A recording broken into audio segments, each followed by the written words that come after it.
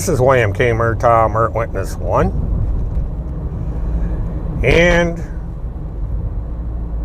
I am reminded today of a movie called 7 Days in May. And what happened this last Wednesday came close to fulfilling the prophecy that was brought out by the author of the book that eventually would become the movie 7 Days in May. It's an interesting movie to watch. The parallels are there. I think that movie served as a warning that something like this could possibly happen if the wrong people decided to carry this kind of a plot out. In short, all it was a military takeover of the United States government. It was an attempted coup. And we had very close to the same thing happen. We had our own 7 days in May. Because as more details come out about what happened on Wednesday, this was not just an unruly mob that took over, got lucky, and got into the United States Capitol. This was a highly coordinated, professionally run military operation to take over and overthrow the United States government. There are details now that these people wanted to kill everyone in the line of succession to the presidency. Both Vice President Pence and Nancy Pelosi would have died had this coup succeeded, this insurrection, this takeover of the United States government. And it's not, or there are people that still want to do this. There are people that are plotting right now to do this again. That either on the 17th or the 19th of January, that there's going to be another attempt at this sort of thing. It's all over the internet.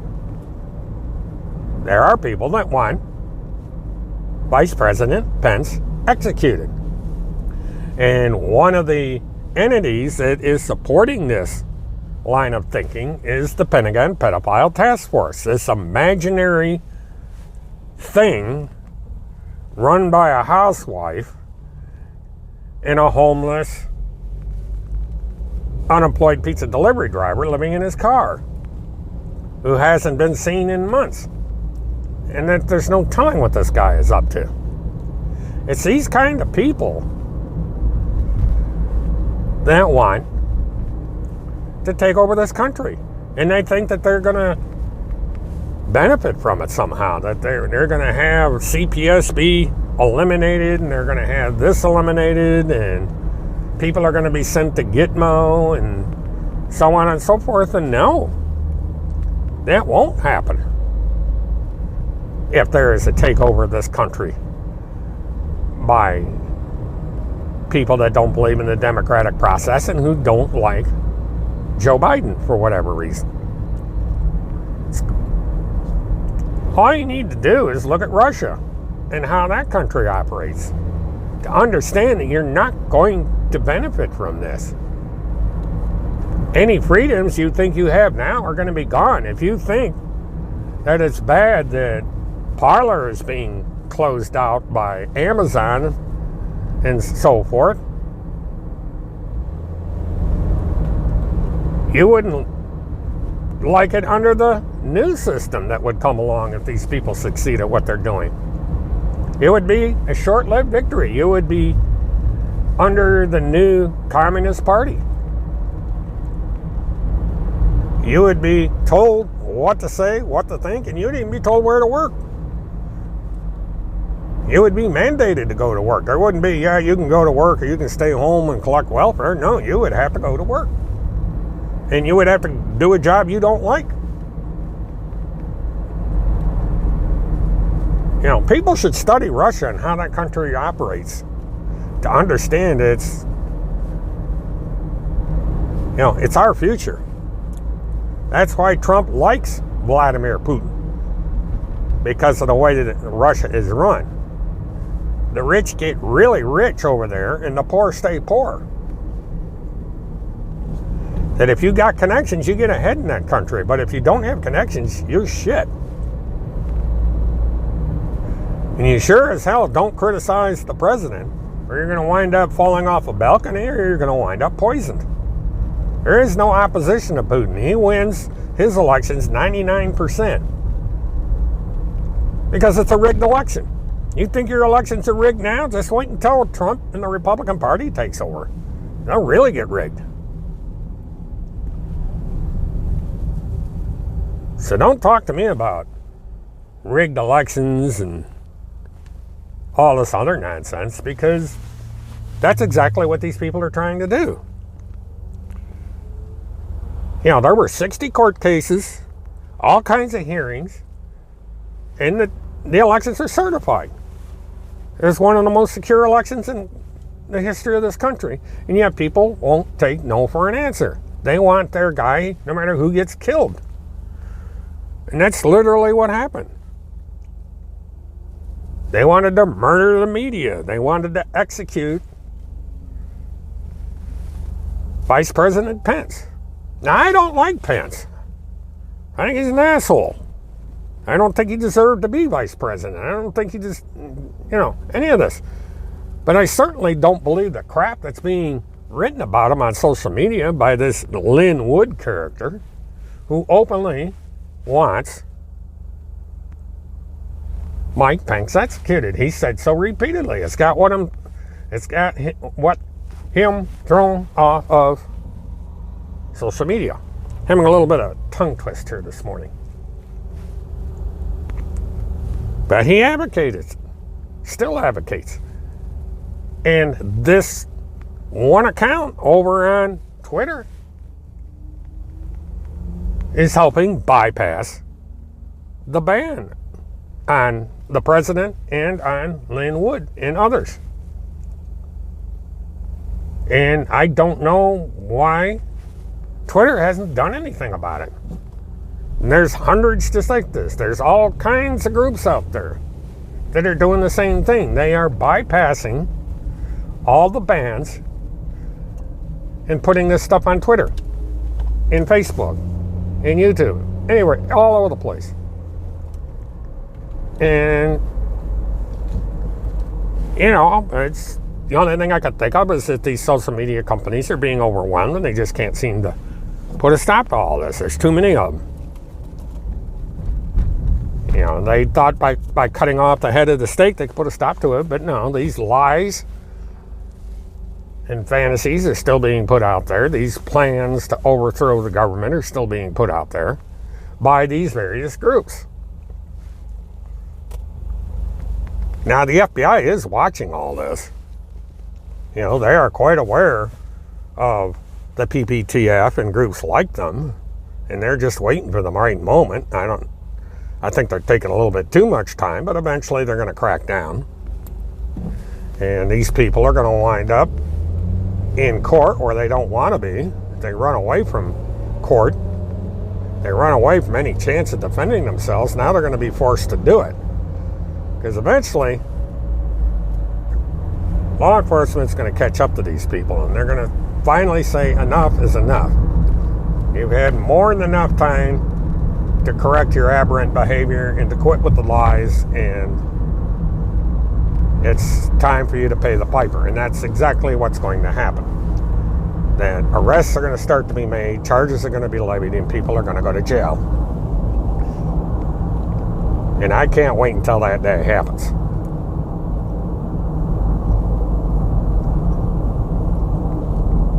But the reason I've kept this one image up here for most of this live stream is to show you that this is the true face of QAnon. A bunch of fools dressed up in Halloween costumes playing Let's Pretend.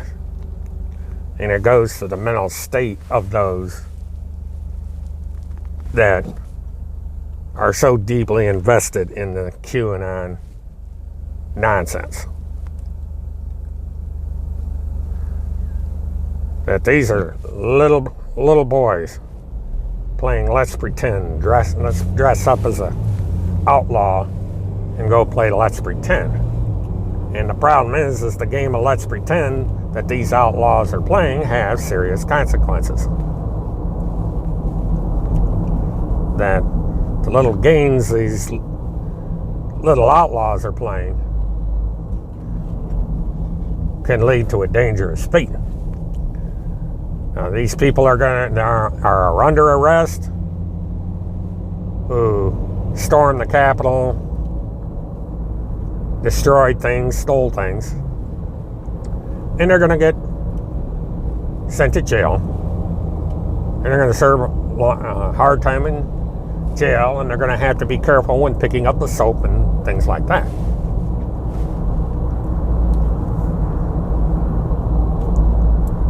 And they're going to have a lot to worry about when they're in jail. Because they may have thought they were nice and tough when they went storming the Capitol, but they're not going to be so tough in a federal prison. You know, some of these guys that stormed the Capitol are going to find that they're not going to be very popular in prison.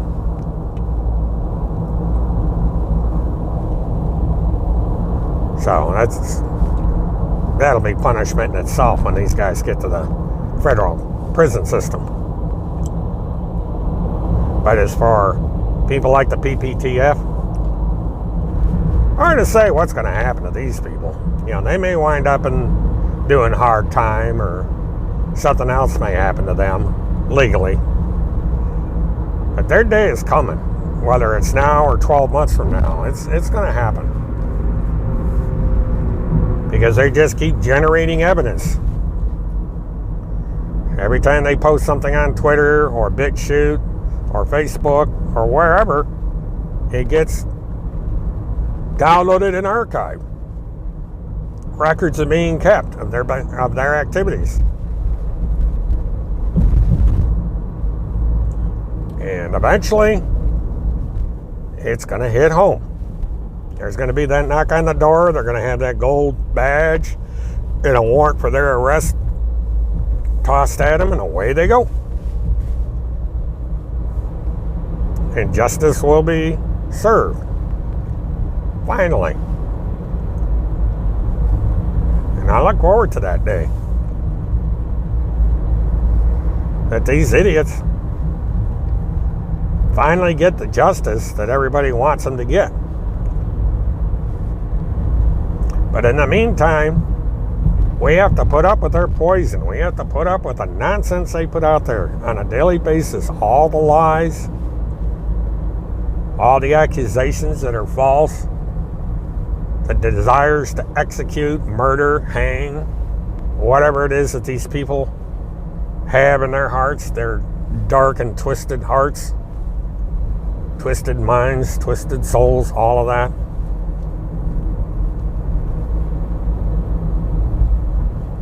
You know, we have all that to look forward to and to fight. But we'll fight the good fight and hope that truth comes out, because we don't want the modern version of 7 Days in May to succeed. We don't want an overthrow of the United States government. We don't want the end of democracy, because the net result won't be pretty. So we as a country have to fight that much harder to maintain our freedoms as they are. Even if we don't like whoever it is that's running the country on January 20th. Joe Biden was elected fairly to be president of the United States. There was no steal of the election. It was legitimate. It was honest. It's been proven many times over. The insurrection needs to stop. The leaders of the insurrection need to be caught and brought to justice. We all need to grow up, and we all need to move on. This is William K. Murtaugh, Witness 1. Have a good one.